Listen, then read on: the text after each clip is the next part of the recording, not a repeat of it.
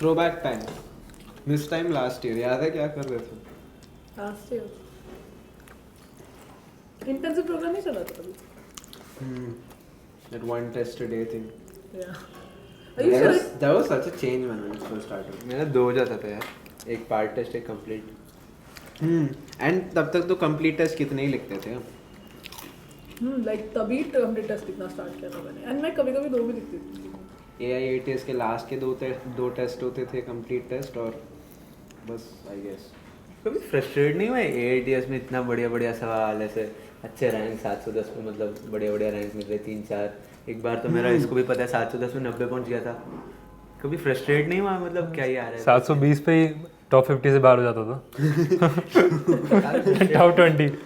Okay not That's 50. not demoralizing. I don't know what For the is. first time 720 आया था मेरा rank. Exactly हम debate भी करते थे 720 पे भी एम्स नहीं मिलेगा अब तो. इस साल तो लग रहा है क्योंकि 20 मिनट और बढ़ा दिए 3 घंटे में, तो और अच्छी अपॉर्चुनिटी है फॉर इंक्रीजिंग देयर मार्क्स. वैसे फ्रस्ट्रेटिंग तो था ही. मतलब सोचते थे कि इससे ज्यादा क्या ही कर सकते हैं. Like what more is possible.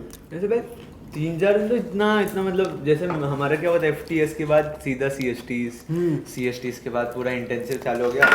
लगा पूरा सिलेबस कंप्लीट हो जाएगा इंटेंसिव में. 3-4 दिन रहा बस जोश. पक जाते थे यार लिखते. लाइक मुझे बहुत अच्छा लगता था टेस्ट अच्छा लिखो लगता नेक्स्ट था. Day discussion. Actually like I was getting used to that schedule. एक टेस्ट लिखो अगले दिन discuss. Exceptions are there always. अभी तो यार मैंने very Stockholm syndrome is full of. नहीं बट वो मेरे को तो ना वो टाइम पीरियड बहुत अच्छा लगता था. टेस्ट लेके नेक्स्ट डे टीचर्स के साथ डिस्कशन फिर खुद के एनालिसिस ऐसे ही लास्ट का एक मंथ निकल. I mean, stressful as it was, it had its benefits. वो तो है. I don't know about you guys, but I never really gave importance to NCERT. My books looked brand new until, despite being 2 years old. So it did help me finally start learning what I'm supposed to learn for the revision exam. में वो है ना कि ये बहुत ज़्यादा important होता है कि वेयर यू रिस्ट्रिक्ट योरसेल्फ. क्योंकि मेरे साथ ऐसे हो जाता था. मैं मैकेनिक्स पढ़ने बैठा, मैं HC वर्मा पढ़ रहा हूँ, मैं DC पांडे पढ़ रहा हूँ, मैं BM शर्मा कर रहा हूँ. पता चले एक ही चैप्टर पूरा दिन कर रहा हूँ, मेरे पास 20 दिन बचा है पूरा सिलेबस करना. सो CST मतलब ये इंटेंसिव ऐसे रोक देता था कि इतना ही पढ़ो, इतना ही आएगा, NCERT आएगा. क्योंकि उतना टाइम नहीं मिलता था. 3 पढ़ना है जैसे पार्ट सिलेबस टेस्ट भी होता था, उसमें भी क्या है 3 चैप्टर एक दिन में करना था. तो you couldn't go more extensive. So NCERT that helped us restrict things. And test में भी लाइक बहुत बढ़िया क्वेश्चन आते थे NCERT से अंदर से लाइंस के like in between NCERT lines. मतलब बहुत अच्छे से ग्रिल करता था कि तुम्हें एक्चुअली NCERT कितना पता है, NCERT कैसे पढ़ना है. Beautiful theory questions. मोreover इस पे डिस्कशंस भी होते थे. जैसे डिस्कशन क्लासेस में एक मान ले एक सेंटेंस आ गया कि क्या NCERT से बाहर हम इतना झगड़ते थे. ये भी था we both were in the same batch कि we just went on debating on every single line. वो काफ़ी अनॉय भी करता था क्योंकि लास्ट 15 दिन बचा है, मैं क्या ही डिस्कस करूँ. 2 घंटे डिस्कशन में उड़ जाएगा. But that was not the point. Moreover you get कि ये कैसे सोच रहे, तू कैसे सोच रहे, क्योंकि NTA भी पेपर बाहर से बन के आता है. So how others think that's more important ना. That is important. तभी like you will be able to do well in the exam. Of course, you get a routine to work upon. If you're not able to make your own timetable, then through this intensive program, they'll give you which exam you want to give. So you'll get a routine. Right like as such मेरा तो कोई routine था ही नहीं intensive program के पहले. But intensive program started and I had a routine कि इतने से इतने टाइम तक क्या करना है, लाइक इतना डिस्कशन अटेंड करना है, उसके बाद रिवाइज करना है, फिर टेस्ट लिखना है. ऐसे ही मेरा तो 1 मंथ वैसे ही बहुत बहुत बढ़िया रहता.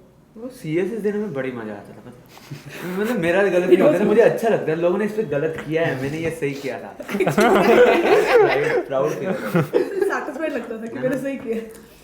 एंड बहुत अच्छे क्वेश्चन थे. लाइक वो एक छोटा कंपोनेंट चेंज करते थे हर एक क्वेश्चन का, और उस पे 3-4 क्वेश्चन होते थे. एक लाइन चेंज करके बहुत अच्छा लगता था मुझे. I don't remember the struggle of writing papers from 2 to 5. Lethargic C period. Lunch खा के आओ, लैपटॉप के सामने बैठो, नेटफ्लिक्स देखो. क्या करते 2 to 5. नेटफ्लिक्स देखो. अरे क्या करते, सुबह ब्रेकफास्ट करते थे, लंच करते थे. I regularly had 2 meals before my 2 to 5. Like I ate at 8 o'clock. I used to have my breakfast, 11 my lunch, 2 to 5 my paper. I did this for 15 days. ये जो 2 to 5 का schedule था, it kind of messed up my daily schedule क्योंकि I used to have breakfast at 12 and lunch at 3:30 तो I had to make it into a brunch at 12. नहीं मेरा 2 meals के बिना नहीं चलता था दिन. You had a very unhealthy eating pattern before college itself. Wow. But it's different this time around and for the better I guess. हमने इतने सारे टेस्ट ऑनलाइन लिखे थे, OMR के पेपर की फील भूल गए थे. Actually like मैं जब 11th से 12th में गई थी उसके बाद like 2-3 महीने बाद मैंने पहली बार OMR देखा. True. And OMR is kind of very important. Like you make mistakes while इतने bubbling सारे also. mistakes. हाँ. OMR का पीछे एक पूरा इंस्ट्रक्शन का लिस्ट आती तो में से किसी ने पढ़ा था? मैंने एग्जाम ऐसा कुछ भी था क्या? हाँ. मैंने एग्जाम के दिन पढ़ा था डर के OMR मारे. के पीछे OMR में पूरा इंस्ट्रक्शन शीट आता है कि क्या करना होता है क्या करना होता है, ऐसे थोड़ा बहुत लास्ट में एक एग्जांपल देते हैं कि if your name is this, fill it like this. Exactly. Okay, हाँ, हाँ. मुझे पता नहीं। लेकिन और क्या होता है पीछे? तो उसमें से काफी लफड़ा भी हो गया था. देखा था तुमने आकाश के मतलब जनरली मॉक टेस्ट में पहले 0 ऊपर आता हाँ, था. yeah. 0 1 2 3 हाँ, 4. then we ये- came on to और नीट the- एग्जाम में वो 0 लास्ट में आया था। ये प्रॉब्लम हुआ था इसमें। बहुत गंदा हुआ था इसमें. एक्चुअली अगर ऐसा कोई गलती हो जाता ना रोल नंबर वगैरह में वो बहुत स्ट्रेसफुल होता है फिर बाकी के 3 Yeah, ईयर yeah. तो मैंने ये भी देखा, मेरे काफ़ी अच्छे फ्रेंड्स थे मेरे से भी थोड़ा ज़्यादा वो वैसे वेल प्रिपेयर्ड एक्चुअली. तो उनका भी लास्ट में यही हुआ है कि उस दिन how your mindset remains वो बहुत ज़्यादा मैटर करता है कि how calm you are, how cool you are, how you are able to tackle. वो बहुत ज़्यादा नीट एक्चुअली 700 तक तो your potential brings you till the 700 mark, but वो ऊपर वाला that depends upon your control on that day, calmness on that day. So many things beyond your control. पता नहीं चलता एम से मैम सी कब लैंड कर लेते हैं. या एक्चुअली एंड स्पेशली आजकल जब एक मार्क्स से इतना फर्क आता है रैंक में. True. In this super कितने competitive में? environment. 705 rank 5 to rank 19. 715. 715 sorry. 15. 5 to 19 आया था इस बार. 706 पे शायद एम्स खत्म. But like 706. 705 है क्या? पाँच. I don't know. बट इस बार की बात बहुत लकी है एटलीस्ट वो ऑफलाइन लिख पा रहा है टेस्ट वगैरह. मुझे याद है जब मैंने आई थिंक 5-6 महीने के ब्रेक के बाद फाइनली ऑफलाइन टेस्ट अटेम्प्ट किया था. बबलिंग मिस्टेक तो 3-4 हुए थे and I had forgotten to account for the time it takes to bubble your OMR. अच्छा. भूल गया था वो टाइम एस्टिमेशन करने में. 3 घंटे का पेपर मैंने शायद 3 घंटे 15 मिनट में सॉल्व किया था. वो घर पे बैठ के कर रहा था तो टाइम की फ्लेक्सिबिलिटी. वो सेक्शन बी में क्वेश्चन कैसे सुनते थे यार, मेरा तो पागल हो जाता. ओ हाँ 15 में वो से भी तो 10 चीज़ थी. हाँ. वो चुनने में मतलब मेरे को चुनने में नहीं प्रॉब्लम होता था, मेरे को मार्क करते वक्त गलती होता था. मैं कभी कभी लाइक एक क्वेश्चन में स्किप किया ना गलती से उसमें आंसर बबल कर देती थी. OMR में वो प्रॉब्लम होता था. मेरे तो And बायो we में were ये है used to कि ये भी आता है मुझे, ये भी आता है, क्या करूं क्या करूं? लाइक क्या करो. that. Different topic problems. Topper वाला बात नहीं, बायो बस सिंपल. जिसमें नहीं आता वो तो इग्नोर कर देता. वो तो है. So you can attempt the first 10 questions if that is the case, if with someone. First 10. अगर सारे ही आते हैं तो अबे मतलब that should not be the case. You should मतलब सारे पढ़ने चाहिए. It's not a problem. सारे पढ़ने तो चाहिए एटलीस्ट सारे क्वेश्चंस सेक्शन दी गए. क्योंकि कंट्रोवर्सी भी होता नहीं फिर. बहुत ज्यादा यार. कैसे खेल रखा था इस बार तो डेसिमल के हाँ, हाँ, सेकंड decimal, पॉइंट हाँ. वो तक. याद है भाई, वो वेवलेंथ वाला सवाल केमिस्ट्री में. Rounding off. And that was an example from NCERT, exact example. that was way bad. उतना भी नहीं करना. ये कितना टाइम लग गया था वो क्वेश्चन. टाइम भी लगा था और मैं ऑप्शन ऑप्शन एलिमिनेट भी नहीं कर पाई. इतना क्लोज थे ऑप्शंस बहुत. आई गेस वो NCERT एग्जाम्पल अगेन उसी से मतलब वो देख के ना तो वो रियलिटी चेक आते समझ आता है कि हाँ NCERT भी पढ़नी चाहिए. That is true. Like NCERT से काफी अच्छे सवाल पूछ सकते तेरे लिस्ट क्या गया मृना ऐसे आउट ऑफ क्यूरियोसिटी? इंटेंसिव में मेरे को एक बार इंटेंसिव में मुझे ठीक ठाक 685 690. मेरा भी 670 तक गया है. तो क्या क्या लगता क्या था? हैं. मेरा इंटेंसिव में 680 गया होगा. मेरा NBTS में एक बार 500 में गया था मुझे. नहीं, मतलब बहुत नहीं, ऐसे एमबीटीएस में रही. अच्छा मैं तो बहुत खुद को ब्लेम कर लेता था कि यार क्या हो रहा है, क्यों इतना कम आया. लेकिन फिर ऐसे दोस्तों से बात करता था. एक्चुअली ऐसे 5-6 मार्क्स का फर्क आता है ना, रैंक की वाट लग जाती थी. ओ, 670 आ टॉप जाते 100 थे. से यू रीच टॉप 2000. दैट्स 670 में they used to go at 600 700 rank, but वो रैंक से ज्यादा वो खुद का गिल्ट आ जाता है ना. एक टेस्ट में मेरा 710 आ रहा है, नेक्स्ट टेस्ट में 670 आ रहा है. कंसिस्टेंसी नहीं है. पता नहीं कल नीट में क्या आएगा. हाँ या वैसे थॉट्स आने लगते हैं. ठीक है, that's where you know friends, teachers, family and everything matters. Like हर बंदे का ना कोई एक designated therapist दोस्त होता है ना, तो जब भी ऐसे 670, 680 आता है तो उसको कॉल लगाओ.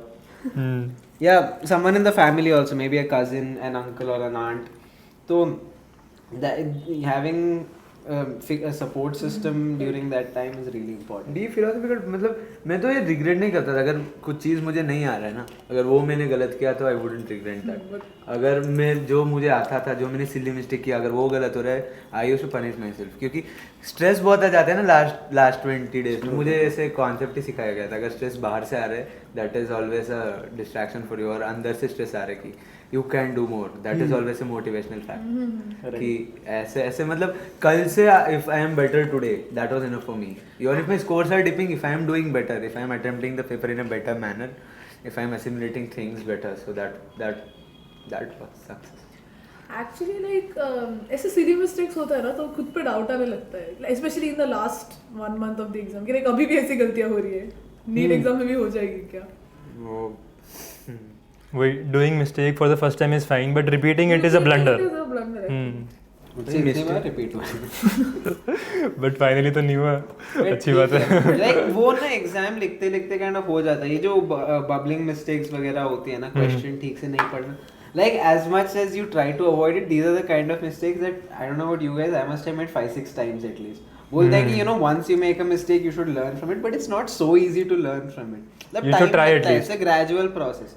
तो that's where I think you know बार मतलब फ्रीक्वेंटली टेस्ट लिखने से हो जाता है. लाइक अगर तो लास्ट के 40 डेज में 40 टेस्ट लिखोगे, शायद पहले के 10 में तुमने हर दिन शायद एक बबलिंग मिस्टेक किया हो, बट वो घट रहा है. पहले 5 थे, फिर 4 थे, फिर 3, ऐसे you know with time gradually the more you write test, last के 10 टेस्ट तक हो जाएगा कि यू नो बबलिंग मिस्टेक्स नहीं होगा. तो that's why writing so many test helps.